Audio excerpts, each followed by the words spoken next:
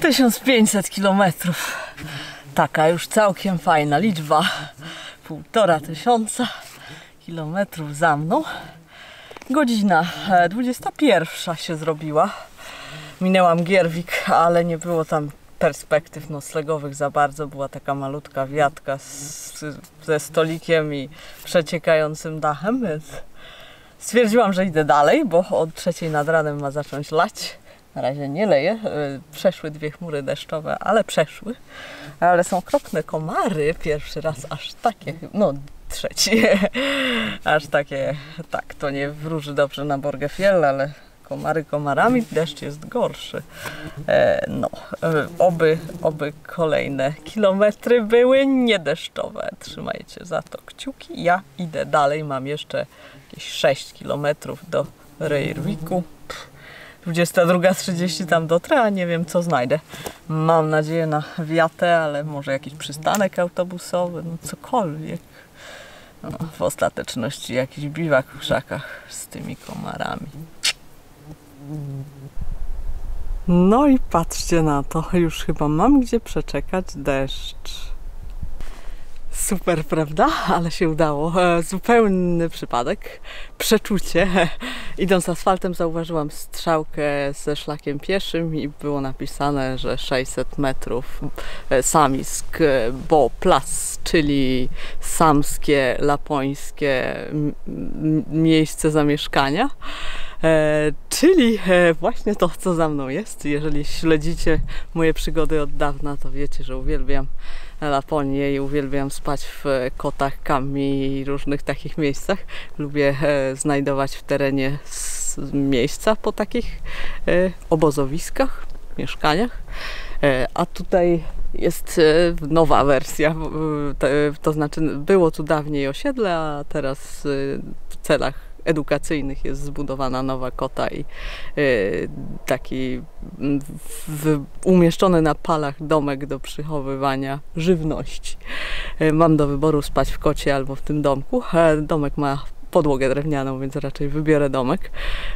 Komary są okropne i myszki, więc muszę coś wymyślić z namiotem. Kota w środku też jest spoko, tylko właśnie no tam w kocie jest wilgoć od dołu i są brzozowe gałązki. Trzeba byłoby palić ognisko, żeby było sympatycznie w środku. No a tego wiadomo robić nie będę. Nie jestem tu sama, tam dalej jest plaża, bo to jest taki cypelek nad jeziorem i są 2 namioty rozbite. Norweskie Helsporty. Ogromne, więc niby nie wyglądają na długodystansowców, ale kto to wie, Norwegowie chodzą z ogromnymi namiotami, a może nie, może ktoś po prostu sobie biwakuje. W każdym razie, no nie biwakują tutaj, tylko na plaży, w najbardziej wilgotnym miejscu, jakie może być, z ładnym widokiem, jak zwykle. No to ja się pakuję do środka, ale możemy jeszcze zobaczyć, jak kota wygląda w środku. Na pewno jeszcze nie jedną będzie okazja zwiedzić przy okazji tej wędrówki, ale wszystko tutaj widać zgodnie ze sztuką. Torf stanowi izolację, brzozowe płaty chronią przed przedostawaniem się wilgoci do środka, a tu jest wnętrze, palenisko na środku, otwór przez który napływa powietrze i w górze jest dymnik, jest zasłonięty, żeby nie padało do środka. I po obu stronach są miejsca do siedzenia i leżenia z gałązkami. Normalnie się świeże gałązki przynosi. Te są dosyć stare i raczej brzoza jest lepsza niż igliwie, bo igliwie kłuje. Ale tak, generalnie tak to wygląda. Tu jeszcze powinny być kamienie dookoła paleniska. A coś tu jest nawet. Coś jest. Ktoś palił ognisko.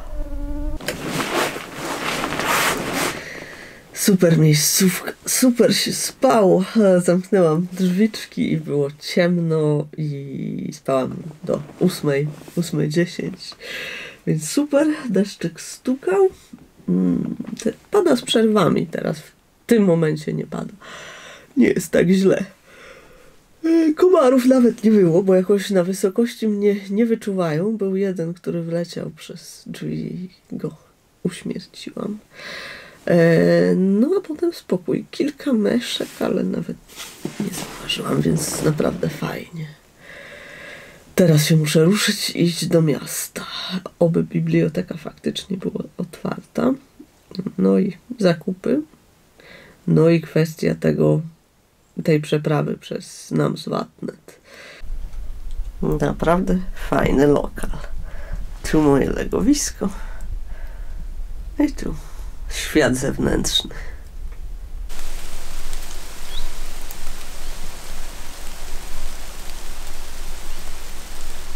Jestem w centrum Røyrviku. Niestety biblioteka jest nieczynna.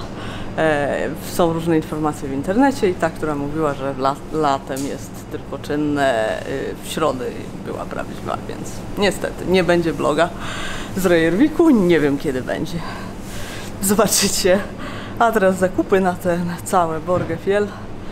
Potem idę do informacji turystycznej, która jest na stacji benzynowej. Szukać mapy. Mam nadzieję, że w końcu przestanie padać. Ostatecznie udało mi się napisać bloga, ponieważ na stacji benzynowej, gdzie jest informacja turystyczna, polecili mi pójść do hotelu i tam zapytać, a tam pani była taka miła strasznie, oddała mi swój recepcyjny komputer i mogłam tam siedzieć jak długo chciałam. Tak też zrobiłam, wyszłam po 17:20 z Røyrviku, no i klepię asfalt na przystań. No, nie ma tu żadnego ruchu prawie na tej drodze, no bo to ślepa droga prowadzi nad jezioro. To jest zapora, nie jezioro. Są tacy, którzy wiosłują na kanu przez to jezioro, ale ja z kanu to nie za bardzo, bo mam krótkie ręce i w ogóle jakoś te jednostki pływające mi nie leżą, więc nie, to nie. Większość przepływa właśnie tą płatną łódką, tak jak ja. Teoretycznie dałoby się iść jakoś bagnami na wschodzie. Ktoś mówił, że nie wolno tam chodzić, bo jest ścisły rezerwat przyrody, a z kolei po zachodniej stronie jest długogruntowa droga, ale potem jest koniec drogi i ogromny wodospad, którego się nie da przejść. Więc właśnie takie są tutaj możliwości. Pewnie gdzieś będę kimać na przystani. Ciekawe, czy ktoś też będzie tam kimał. Chyba jest tam jakieś też miejsca noclegowe do wynajmu, więc pewnie będą coś ludzie. Nie pada, przestało zgodnie z prognozą, jest suchutko, już obecło, jest ok. Ale zimno, ochłodziło się, jak widać jestem znowu w czapce, bufie i power stretchu. Jest 1 sierpnia.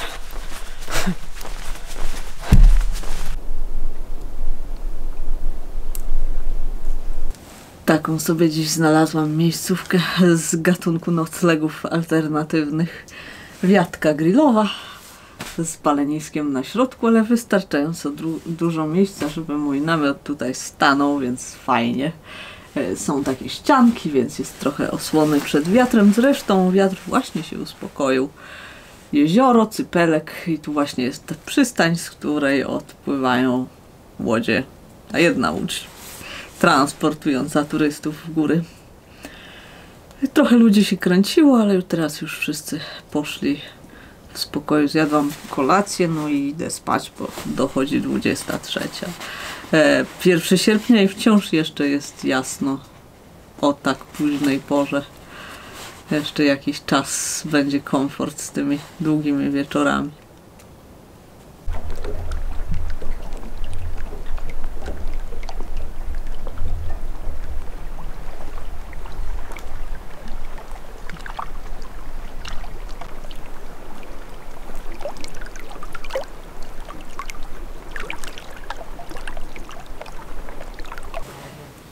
Fajnie się spało pod wiatą, aczkolwiek odkryłam, że była tutaj ogrzewana poczekalnia z WC z gorącą wodą. Zaraz będę tam ładować jeszcze baterię, to co zużyłam od wczoraj. Ale pod wiatą było fajnie, bo nie ma ryzyka, że ktoś mnie w tej poczekalni nakryje i wygoni. Suchutko, bez zastrzeżeń. No teraz jeszcze 2,5 godziny mam czekania na łódź. Jest tutaj mapa Parku Narodowego, to już będzie 4. Park Narodowy. Więc pokażę Wam, jaką obrałam trasę, bo to na pewno wiele osób interesuje. Tutaj jestem teraz w na przystani, nam z Vatnet. Będę płynąć łodzią tutaj do Doliny Virmadalen i będę szła tą ścieżką, ona ma 5 km. Ta ścieżka nie jest znakowana, ale podobno istnieje. I tutaj mam taką pierwszą rzekę do przejścia, dosyć sporą. Następnie mam, może nie będzie tak źle, następnie będę szła tą doliną i mam do wyboru albo iść przez przełęcz tędy, albo iść doliną tędy. Ta rzeka powinna być łatwiejsza do przejścia tutaj, gdzie się łączą dwa strumienie, więc być może wezmę tą trasę, a mogę też iść tędy. Zobaczę na miejscu, jak to będzie wyglądało. I potem zejdę nad Kukkelvatnet, jezioro. Będę szła wzdłuż tego jeziora. Tu jest przełęcz, przejdę na jakby drugą stronę i tu będzie kolejna rzeka. Wzdłuż tej rzeki będę szła. Ona się tutaj łączy z kilku strumieni i ma nazwę Tippling Elva. Duża rzeka. I mogę iść albo całkiem wzdłuż też tutaj, ale tu będą pewnie krzaki i zarośla, więc mogę iść bardziej górami, bo mam też jeszcze tą rzekę do przejścia. Ona będzie łatwiejsza do przejścia tu niż przy ujściu. Zobaczę, jak to będzie wyglądało. No i tutaj jest most. Na Tippling Elwie jest most i na tej Virma Elwie na początku też jest most, więc w sumie są dwa mosty na mojej trasie. I raczej będę właśnie celować w ten szlak. On chyba też nie jest znakowany, ale powinien być widoczny i kolejny most już poza Parkiem Narodowym przy samej drodze i potem w prawo drogą i na Nordlandsrute. Myślałam też o takiej trasie, żeby iść bardziej bagnami tutaj, ale ma być zła pogoda i te bagna są słabe, więc tu jest płot reniferowy, więc jest łatwiej iść wzdłuż płotu, ale on jest właśnie w bagnach, więc tak to wygląda. Raczej pójdę tędy. Odległościowo to wygląda podobnie, do tej drogi się dochodzi, ale pewnie tędy jest znacznie wolniej.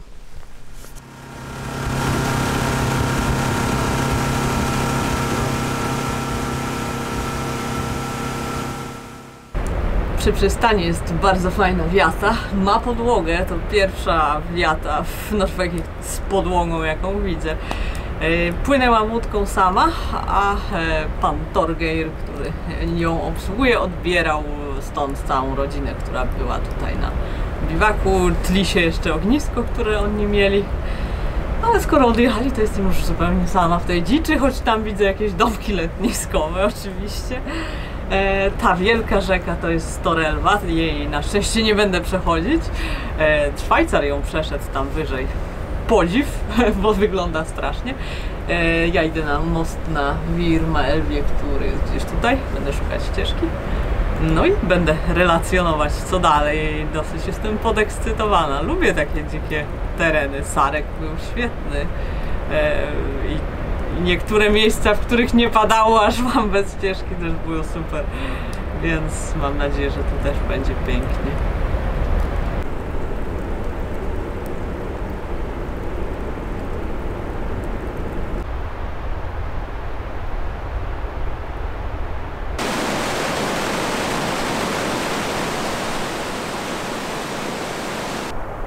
Łatwo przeoczyć, ale tutaj są pozostałości lapońskiej koty, czy jak w Norwegii mówią, gammy.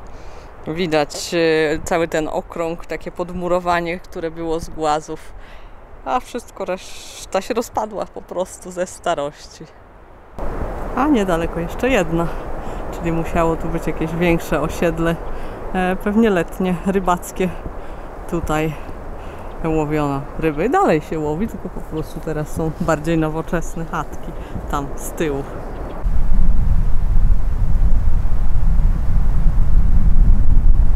Pięć kilometrów za mną, ścieżka się skończyła i mam pierwszą rzekę.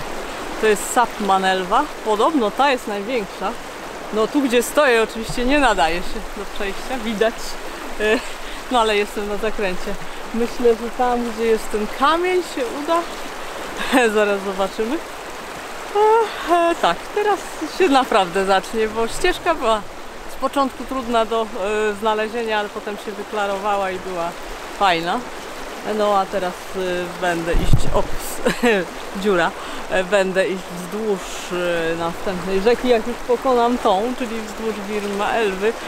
No tak, to będę się śpieszyć. Komary się zaktywizowały, dlatego jestem w wiatrówce, bo przez wiatrówkę nie gryzą. Tutaj spróbuję przejść. Okej, jestem po drugiej stronie. Szybki nurt do kolan moich, osoby o wzroście 1,60 m. Nie czułam dyskomfortu, wszystko poszło dobrze. Widać, że rzeka często przybiera, te wszystkie nagie kamienie tutaj są bardzo często przykryte wodą, więc tak, przy złej pogodzie może być niefajnie, ale dziś jest dobra pogoda. Wczoraj padało, ale nie był to widocznie aż taki deszcz.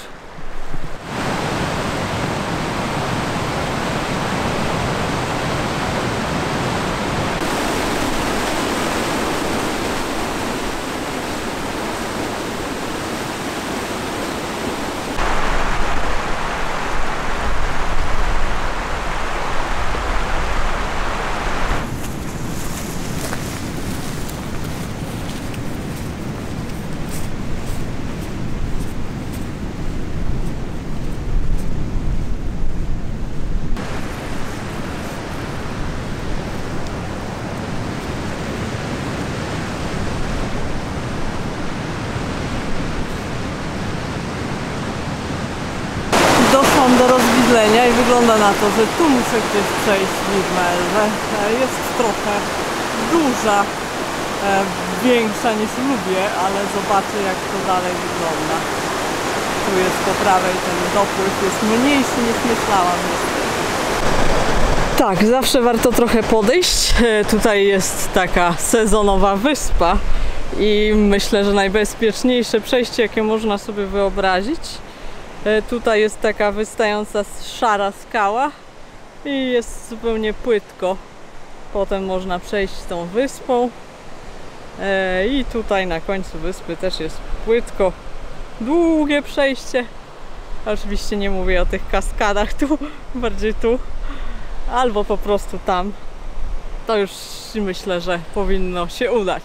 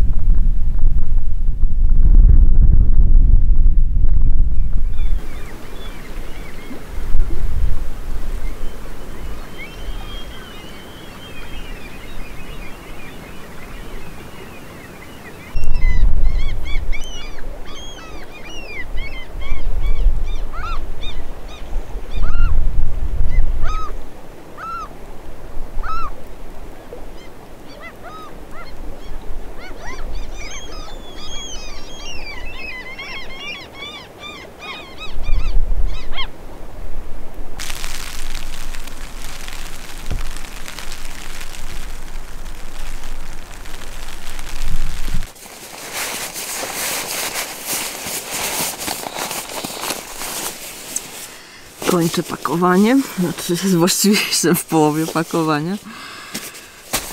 Fajne miejsce nad jeziorem, przepiękne.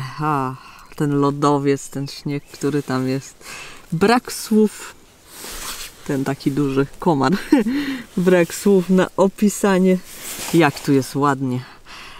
Nie spodziewałam się, że będzie aż tak ładnie. Myślałam, że będą kolejne zielone pagórki i pełno skał. Skały są, ale takie mniejsze i bardzo łatwo, fajnie się idzie po takiej tundrze po prostu normalnej. Więc to jest fajne, rzeki się udało pokonać, biwaczek znaleziony. Deszcz właśnie przestał padać. Ten pierwszy, ten słaby poranny, który miał przestać o 6, przestał o 7. I wieczorem ma być nawałnica, burza. O 17 ma zacząć padać, a na 18 zapowiadają tą burzę. Więc chciałabym dzisiejszy dystans do tego czasu pokonać. Jest podobny do wczorajszego, troszeczkę dłuższy, ale wczoraj zaczęłam dopiero w południe. Więc do tej 17, 18 mam nadzieję, że się uda. Wczoraj chyba zrobiłam 21 km, tak mierzone na mapie. Pewnie trochę więcej, bo wiadomo, kluczyłam w terenie, żeby iść jak najsensowniejszą trasą, bez zdobywania niepotrzebnie wysokości i włażenia w bagna, wiadomo. I dziś pójdę wzdłuż jeziora na przełęcz i potem spróbuję pójść trochę wyżej, tak żeby do Simir Elwy dojść wyżej, tam gdzie ona się rozlewa szeroko. Ona chyba nie jest taka duża jak te poprzednie rzeki, ale to się oczywiście okaże. Skończę pakowanie i lecę.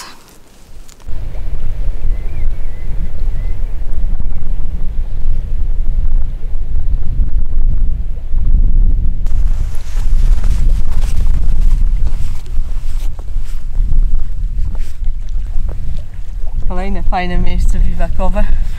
Wzdłuż jeziora jest mnóstwo takich małych plaż i właśnie takie miejsca, gdzie widać, że ludzie zostawili kamienie do przyszpilania namiotów.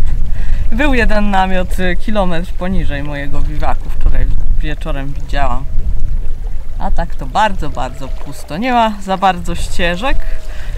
W Szwecji czy Finlandii jest mnóstwo ścieżek reniferów, bo tam hoduje się dużo reniferów, a w Norwegii hoduje się ich bardzo mało. Mówi się, że w Szwecji i Finlandii, a zwłaszcza w Finlandii, hoduje się zbyt wiele i natura, jakby podłoże, rośliny nie zdążą się zregenerować, bo one wszystko zjedzą. No tutaj tego problemu nie ma, ale też nie ma ścieżek. Łatwo się chodzi ścieżkami reniferowymi, bo one fajnie wydeptują, bo ciągle gdzieś łażą i zbierają i przeważnie wzdłuż cieków wodnych i takie łatwiejsze przejścia wybierają. No a tutaj sobie trzeba samemu znajdować drogę. Na razie wzdłuż jeziora, ale nasuwają się takie paskudne góry z mgłą i mrzawką. Szkoda, nie będzie takich widoków jak wczoraj. I pierwszy strumień na dziś. Szeroko rozlany i tutaj płytki, skarpety są. Kobuty.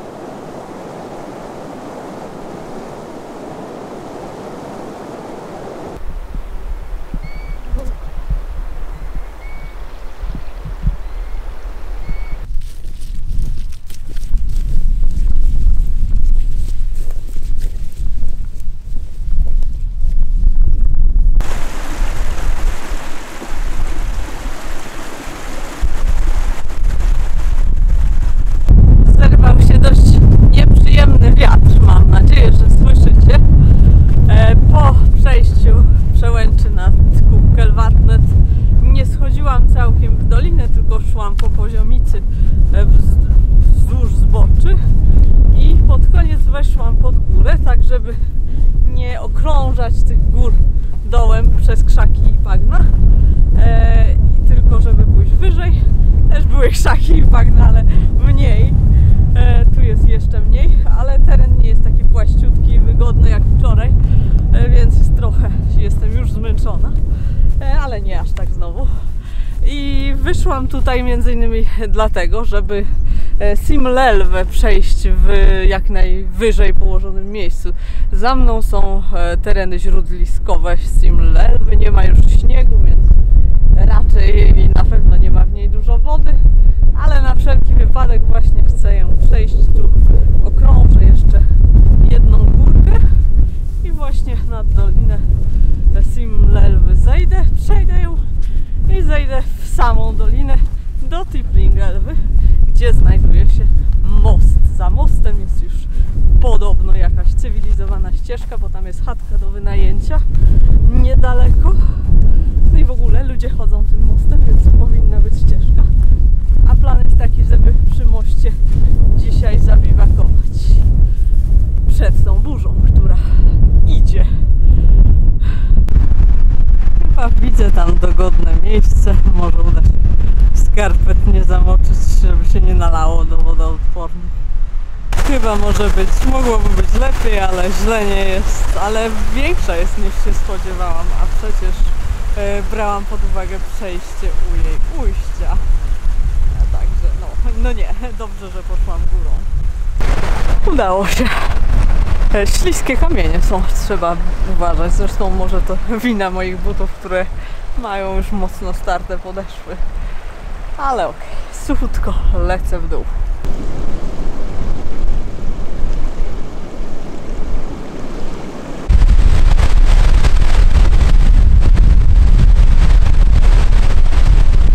Na dole las, taki, no da się iść. Pojawia się ścieżka, widzę zdeptane rośliny przez ewidentnie człowieka, więc tak, ludzie chodzą tą stroną zdecydowanie. Jeszcze takie małe strumyki do przejścia tylko. I robi się szaro na niebie. Nie jestem pewna, czy to jest cała rzeka, ale, bo może ma jakieś odnogi jeszcze dalej, ale tu jest całkiem jeszcze przechodnia. Więc nie jest tak źle, widocznie po prostu tam ma większy spadek, a tu się wypłaszcza i też się da jakby co. Tak, jest most na Tipplingelve, wygląda dobrze. W końcu to takie miejsce, gdzie nie chcielibyśmy, żeby go wyglądał źle. Ma obie barierki i nawet siatkę, a na pewno się okropnie rusza.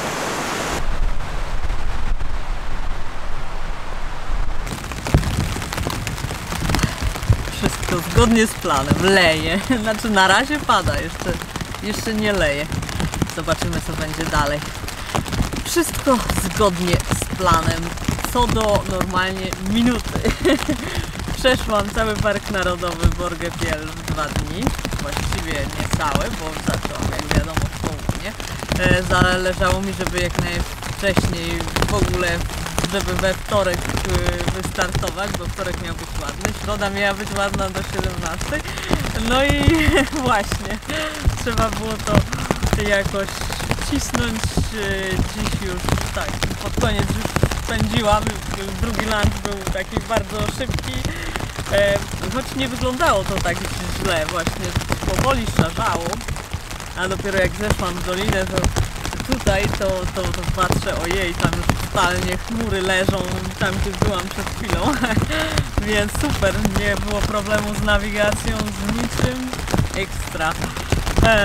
Ścieżka istnieje, jest wydeptana, więc myślę, że jutro nie będzie problemu z dojściem do drogi. Zobaczmy, jak ten deszcz wyjdzie, ale 17 po 15, chyba 15 po 15 przekroczyłam tą rzekę, co do której były takie wątpliwości. O 17:20 byłam tu na biwaczku. Poszłam szybko po wodę, zaczęłam rozbijać namiot, wbijałam drugiego śledzia, drugiego tym razem i zaczęło padać. A, super.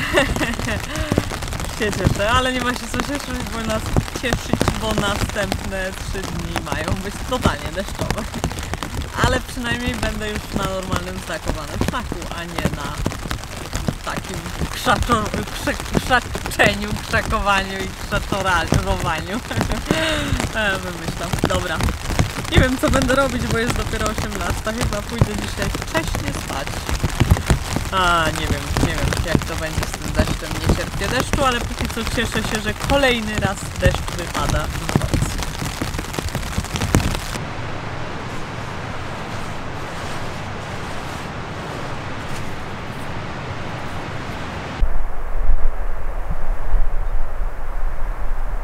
Burzy ostatecznie nie było.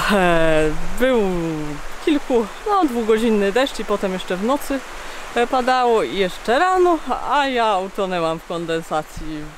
Pełno wody mi się zrobiło, bo ustawiłam namiot na wiatr, bo wiało mocno, a potem przestało i brak wentylacji, ciepło i mokro.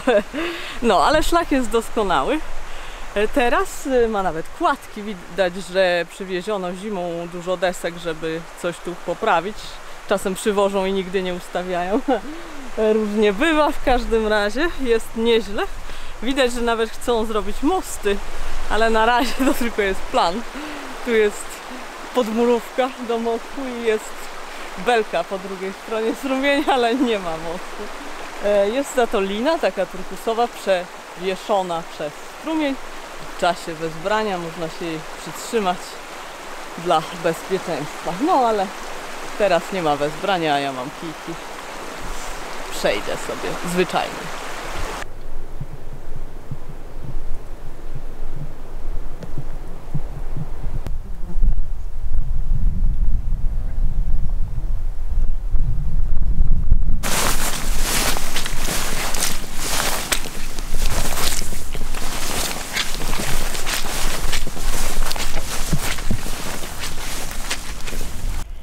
Niewiarygodne bagno znowu, bo dużo ludzi chodzi, więc wszystko jest rozdeptane.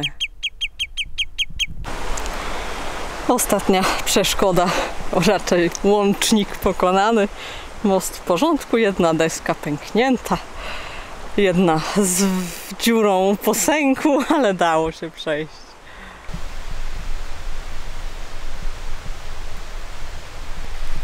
Nie ma tutaj na ten temat żadnej informacji, ale właśnie jestem na początku szlaku Nordlandsruta. To jest jeden z dłuższych norweskich szlaków, równoległy do Kungsleden szwedzkiego. Kungsleden to jest spacer po parku w porównaniu z Norwegią, pewnie dlatego. Nordlandsruta nie cieszy się specjalnym zainteresowaniem i w ogóle nie jest znana. Ale zobaczymy, może właśnie wcale nie będzie taka zła. Może się okaże fajniejsza od Kungsleden.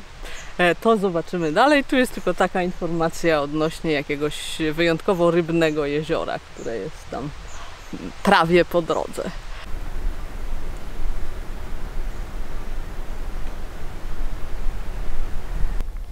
Jest tutaj to, czego się obawiałam. Widziałam zdjęcie na Instagramie i podejrzewałam, że to może być tutaj. Zamiast mostu jest łódź na linie. W Finlandii to jest bardzo popularne i w sumie fajny. Tylko że ja często nie sięgam do liny, bo mam tylko 1,60 m. Zobaczymy, jak będzie tutaj. Jezioro nie jest bardzo chyba głębokie, no ale pewnie w środku tego przejścia jest głębsze.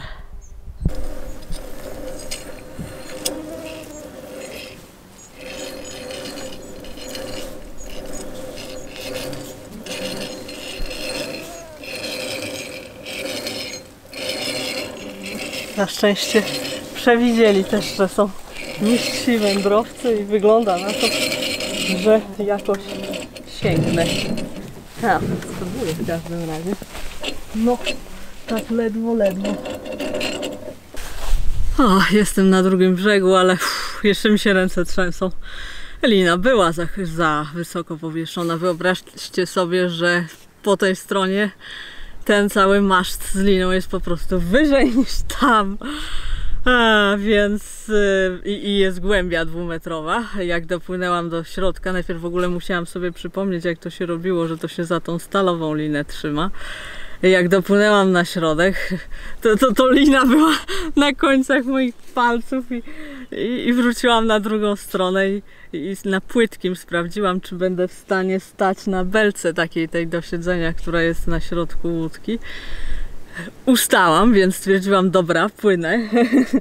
No i wtedy było lepiej, bo mi do samego końca, jak się zawiesiłam tutaj na końcach palców, to byłam w stanie dobić łódką do brzegu. Pozostało pytanie, jak mam wysiąść, jednocześnie nie tracąc kontaktu z liną, bo nie mogłam jej puścić, bo tu jest tak głębia, nie miałabym jak wrócić. Więc stanęłam na samym tyle tej łódki. Dobrze, że ona jest taka płaskodenna i nic się z nią nie dzieje. I stanęłam na tym tyle i przeskoczyłam na brzeg. W Finlandii bywają łódki właśnie nie płaskodenne, tylko takie kiwające się strasznie. A nie jestem człowiekiem łódek i jezior i tak dalej, bo jestem z gór i u nas nie ma jezior. Kiedyś też miałam taki przypadek, że nie byłam w stanie w ogóle wejść do łódki, która była pełna wody, była ogromna rzeka i po prostu mój mózg powiedział nie. To było na Ukko Korei w Finlandii. To był moment, jak dałam sobie z tym szlakiem spokój. Teraz mogę zjeść kanapkę w spokoju, aczkolwiek muszę się śpieszyć, bo widzę deszczowe chmury.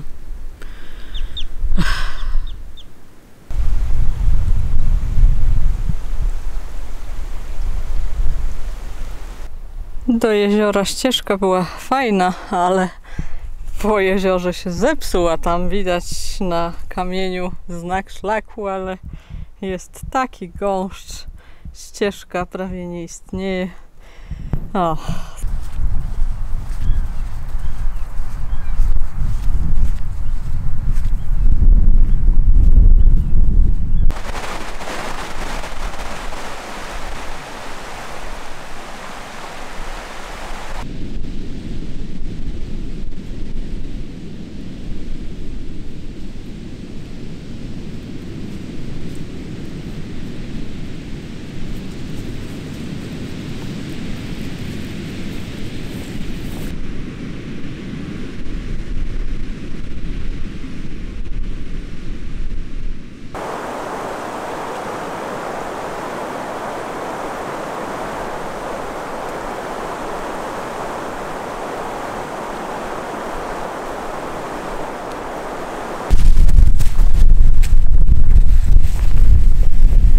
Już się kładą wieczorne cienie, jest 8:30, ale tu w okolicach Przełęczy nad fenomenalnym jeziorem 1600 km to już jest coś. Zdecydowanie ta setka była super, bardzo mi się podobała. I Borgafjell, i ten odcinek teraz tutaj jest też super, choć Nordlandsruta ani oznakowana nie jest specjalnie, ani wydeptana. Oznakowanie się trochę poprawiło powyżej granicy krzaków, ale w każdym razie jest już naprawdę lapońsko, są renifery. Widziałam przed chwilą, a teraz będę zmierzać już na jakiś biwak, znajdę może jakieś osłonięte trochę od wiatru miejsce. Akurat na Przełęczy najbardziej wieje, a na Przełęczy jestem prawie, jeszcze muszę troszeczkę podejść, może zobaczę, co jest po drugiej stronie.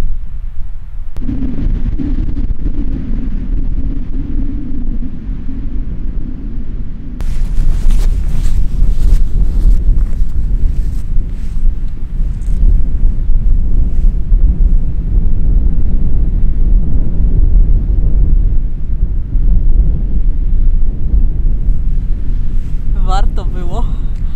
Fenomenalny widok. Aż się nie spodziewałam czegoś takiego. Te bliższe ośnieżone to jest Okstindan, tam jest lodowiec, będę szła po prawej stronie tego lodowca. A te góry na horyzoncie, takie wysokie całkiem, śnieżne, nie wiem co to jest, patrzę na mapę, ale nie umiem ich zidentyfikować. To nie jest moja mocna strona, nazywanie gór. A uwielbiam wędrować tak wieczorami, jak już jest takie światło właśnie niskie i wszystko rozświetlone. Bajecznie to wygląda.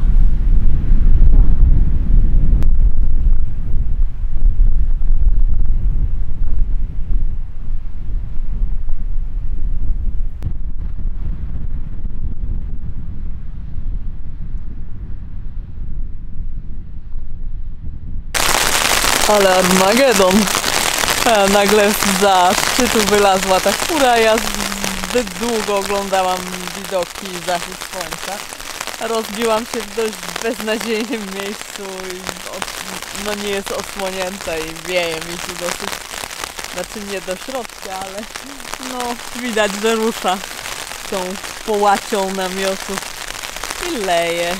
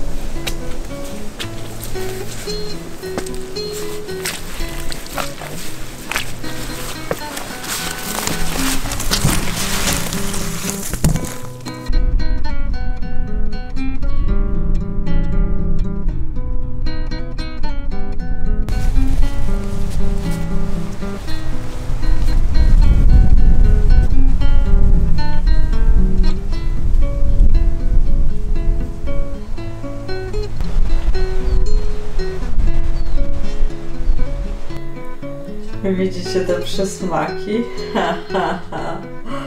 Ale piękne, prawda? Jestem dziś w mega fajnym miejscu, w prywatnym schronisku, takiej agroturystyce, ale bardzo Norge-Polangs i Nordlands Ruta friendly.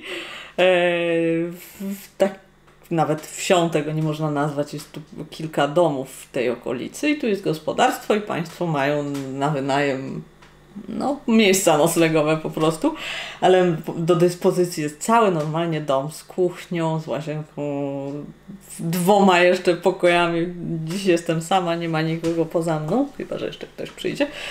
I mogę gotować właśnie te cudowności. Państwo zrobili dla mnie zakupy. Iwona, moja trail angelka, do nich dzwoniła i podawała im listę zakupów i tak jak niektórzy wysyłają paczki, a ja nie chciałam wysyłać paczek. Myślałam, że będę przez Borgefjell targać 8 dni jedzenia, ale skoro była taka możliwość, to skorzystałam i państwo zrobili mi zakupy, włącznie właśnie ze świeżymi warzywami. Mam banany, jogurt i prowiant na następne 3 do 4 dni, które planuję do Umbukty. W Umbukcie też będzie, zdaje się, trail friendly, hiker friendly, więc fajnie. Trochę pokropiło, ale zdążyłam tu dojść przed tym, jak zaczęło. Po 16 doszłam. Dziś nie był długi dzień, dziś tylko 23 km, ale wczoraj było 34. Jutro po południu ma padać i pojutrze ma padać całe rano i aż do popołudnia i zastanawiam się, czy nie przeczekać tego paskudztwa, bo wolałabym utrzymać tą tendencję niechodzenia w deszczu, tego, że tylko deszcz jest na noclegu w nocy albo jak jestem w bibliotece. Jedzonko stygnie, a na 19 jestem umówiona z państwem na kawę, więc tak, biorę się za te ziemniaczki, pasternaczki i jajeczka. Prawdziwe jedzenie. Tak wygląda kuchnia. Tutaj jest pokój. Tu śpię. Już zrobiłam zaciemnienie okna. Widok na góry. Tam dzisiaj byłam. Właśnie powoli będzie zachód słońca. Jest znowu tęcza kolejna. No i tu jeszcze jest drugi pokój. Się suszą moje skarpety wyprane przy piecyku. Pan mi napalił w obu piecykach, więc super.